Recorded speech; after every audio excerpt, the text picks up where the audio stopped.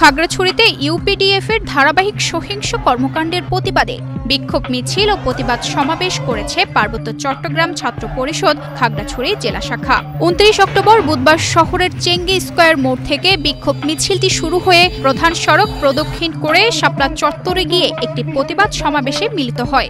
সমাবেশে সভাপতিত্ব করেন জেলা কমিটির সভাপতি মোজাহিদ। এতে বক্তব্য রাখেন সংগঠনের উপদেষ্টা আব্দুল মজিদ, অ্যাডভোকেট রনি ও ছাত্র নেতা কায়েস সহ অন্যান্য নেতৃবৃন্দ।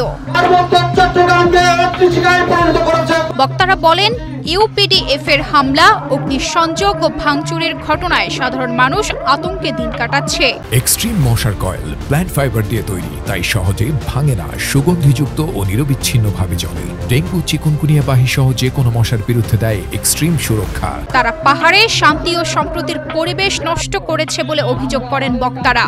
নেতারা এসব সহিংস কর্মকাণ্ডের তীব্র নিন্দা জানিয়ে দোষীদের দ্রুত গ্রেফতার ও দৃষ্টান্তমূলক শাস্তির দাবি জানান। না হলে পাহাড়ে সাধারণ জনগণকে সঙ্গে নিয়ে আবারও কঠোর কর্মসূচি ঘোষণা করার হুঁশিয়ারি দেন তারা। বিক্ষোভ মিছিল ও সমাবেশে পিসিসিপির জেলা ও উপজেলা পর্যায়ের অসংখ্য নেতাকর্মী অংশ নেয়। তানজিদা রহমান, ইনায়া, বাংলাদেশ প্রতিদিন।